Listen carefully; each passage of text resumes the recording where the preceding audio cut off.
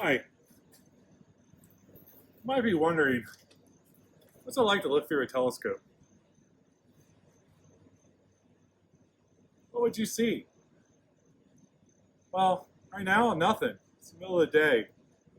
In fact, I left the cap on the end of the telescope, so I was just faking it. But as a professional astronomer, do I look through a telescope? Is that what I do? Do I take notes? Maybe make a sketch or a drawing? Well, this is a telescope. It's not for looking at the night sky, it's actually made for looking at the sun. But let's take a look at George Mason University's observatory. Located atop Research Hall, on the back side of the building, we see the tower with a dome on top. Let's get a closer look. We take an elevator up to the fourth story, and into the elevator lobby we arrive.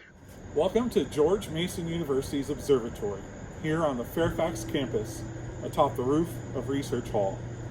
I'm Professor and Director of the observatory, Dr. Peter Plavchan. This facility was built in 2007 with the telescope installed in 2010 inside the dome behind me. And this telescope has been a fixture on our campus for over 10 years. It is used almost every clear night by students, professors, graduate and undergraduate students alike to observe the night sky. We're sorry you can't be with us here today, but we hope you enjoy this virtual tour. We start with the dome, the unique structure that you first see, a round hemisphere that has an opening in it for the telescope to look through. It can spin and point in whatever direction we want it to. Here we see it opening, turning, and then closing again. This is a time-lapse animation. You can see the clouds zooming by. So this is sped up to save you time.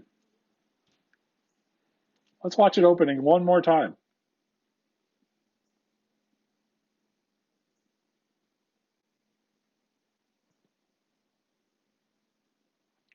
The dome was installed in 2007. The telescope inside, 2010. You can see it right there. As we close up the dome here one more time, looking at those gorgeous clouds go by, not great for astronomy per se, but fun to watch. Let's go inside and take a look.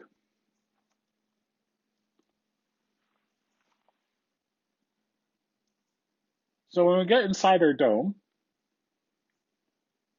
a little bit of a hallway, walk by a ladder here, and go up a flight of stairs with some murals there on the wall from some of our students. And we arrive at the main level of the telescope. We see the base of the telescope here coming into view. And here it is, what's called a fork mount, or 32-inch diameter, or 0.8 meter telescope. It has motors to move it that are computer controlled. You can see them spinning the telescope here sped up. Now let's take a look inside where we have a big primary mirror. Inside the mirror, the light bounces off to a little mirror located at the top, which sends the light down through a hole in the center of the mirror. And let's look at what's on the back side of that mirror.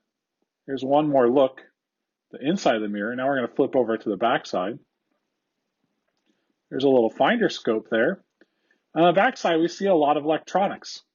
So let's take a closer look. Now we're looking at the back of the big mirror, where after it goes off the second mirror, comes through a hole where it goes off a third mirror that we can send to instruments. And the first instrument that comes into view is what we call a visible camera. A lot like the digital camera you have in your cell phone, but cooled to minus 40 Celsius for excellent noise properties. And we also have an eyepiece. But we don't use the eyepiece, we actually use the computer control room to operate the telescope. And here we have controlling the telescope and moving it and sped up view, a virtual view of the night sky. And we also have software to operate our digital camera that we can use to cool and take exposures of certain light length. And then we get images of the night sky. And I'll show you some images at the end that we've taken with our campus telescope. We also can move the secondary mirror to adjust the focus. Everything you see here is fully computer controlled and remotely operable. You can see those webcam views. And we even have a lamp. Well, here's the view of the night sky again. You can see Saturn and Jupiter. This is what we call a planetarium software. It gives us a virtual live view of our night sky and where the telescope is pointed. Finally, we have a lamp that we can turn on to help calibrate the digital camera to measure the brightnesses of the things that we're looking at. So thank you for joining our show tonight, and have a good day.